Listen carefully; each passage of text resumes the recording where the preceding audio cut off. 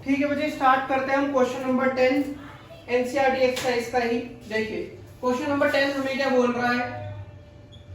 Question number 10 में हमें mass given है, मास इज 40 kg एंड उसने क्वेश्चन क्या बोला है वो अच्छे से समझिए। A object of mass 40 kg is raised to a height of 5 metre. तो हाइट कितनी है जितना उसने रेज किया है, 5 मीटर हाइट पे राइज हुआ है वो above the ground. So ground से ऊपर आया है तो हमें सबसे पहले उसने सामने से ही बोल दिया कि पोटेंशियल एनर्जी है, वरना हम भी अपने आप गेस कर सकते हैं कि पोटेंशियल एनर्जी ही होगी। मैं ऐसा क्यों बोल रहा हूं, क्योंकि हमें हाइट गिवन है और हाइट पोटेंशियल एनर्जी में ही प्रेजेंट होती है, राइट। सो देखिए पोटेंशियल एनर्जी कितनी हो गई, equal to mgh। Fair enough. क्या उसने हमें g बोला है कितना लेना है? अगर नहीं बोला, ध्यान से सुनिए, अगर नहीं बोला है तो 9.8 लेंगे। अगर उसने सामने से बोला है कि 10 लो तब 10 लेंगे बस। सो उसने इस क्वेश्चन में कहीं मेंशन नहीं किया कि g कितना लेना है। So we will take g as 9.8 metre second minus 2। जिन्होंने अब 10 ले लिया होगा, कुछ बच्चों ने 10 भी लिया होगा, सो जिन्होंने 10 ले लिया है वो अपने आंसर के साथ में अप्रॉक्स जरूर लिख देना ताकि उनको मार्क्स मिल जाएंगे, डिडक्ट नहीं हो। देखिए मास कितना हो गया 40 टाइम्स, ये कितना हो गया 9.8 बजे, और हाइट कितनी हो गई 5। अब इनको मल्टीप्लाई करिए, ये कितना हो गया 44, 45, 49.0 टाइम्स 40। इनको मल्टीप्लाई करो, कितना हो गया 36, 16 और 3 19 और ये 0। सो बच्चे इतना आपका पोटेंशियल एनर्जी आएगा। बताइए इतना joule, potential energy means joule only.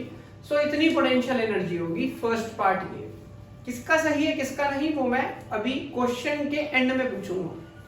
First part का आंसर ये है। अब वो बोल रहा है ऑब्जेक्ट फॉल कर दिया गया, मतलब 5 मीटर की हाइट पे भी ऐसा था, अब गिरा दिया। तो जब गिरा दिया है वो ऑब्जेक्ट, फॉल कर दिया है, तो जब वो फॉल हो रहा है और हाफ वे डाउन में, मतलब आधे रास्ते में, उसको हमें काइनेटिक एनर्जी बतानी है। Clear enough. उसमें बोला क्या है बच्चे, देखिए when the object is half way down the potential energy become half and the original energy remaining will converted into the kinetic energy. तो उसने बोला क्या है, देखो energy law of conservation of मास है, जैसा कि हम लोगों को पता है। अगर ये ऑब्जेक्ट यहाँ पे है और अगर ये हाफ पे, मतलब मान लो ये ऑब्जेक्ट यहाँ है और ये ग्राउंड है, अगर ये आधे डिस्टेंस पे आ गया तो इसकी एनर्जी कितनी हो गई, हाफ हो गई। अब इसकी क्योंकि हाइट हाफ हो गई, क्लियर ना भाई, 2.5 पे, अभी 5 मीटर पे है, 2.5 पे आ गया, एनर्जी हाफ हो गई। तो कंजर्वेशन ऑफ मोमेंटम क्या बोलता है, अगर पोटेंशियल एनर्जी, जो एनर्जी है पोटेंशियल एनर्जी अगर हाफ हुई है तो वो हाफ किस में कन्वर्ट हो गया होगा, काइनेटिक एनर्जी में कन्वर्ट हो गया होगा।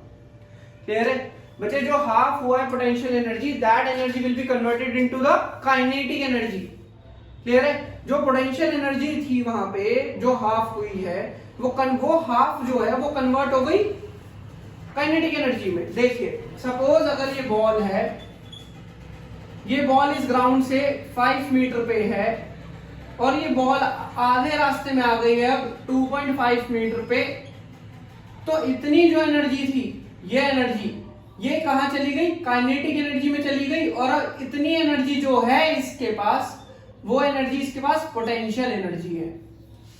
Clear enough. मैं बोलना क्या चाहता हूं वो समझ आया कि यहां से यहां पर जब आया बॉल तो इतनी एनर्जी जो लूज करी उसने, क्योंकि हाइट भी तो हाफ हुई है, वो जो एनर्जी लूज करी तो वहां गेन हो गया काइनेटिक एनर्जी का, और उसके पास पोटेंशियल कितनी बची है, इतनी बची है। तो अगर मुझे यहाँ काइनेटिक निकालना है इस थ्योरी के according, according to law of conservation of mass, law of conservation of mass अगर मैं बताना चाहूं तो देखिए काइनेटिक एनर्जी कितना हो जाएगा बच्चे, हाफ हो जाएगी पोटेंशियल एनर्जी के, और पोटेंशियल एनर्जी कितनी थी मेरे पास, हाफ 1960 बच्चे, इसका हाफ कर दीजिए, कितना आ गया 9, 18 कितना हो गया 8 एंड 0, 980 जूल।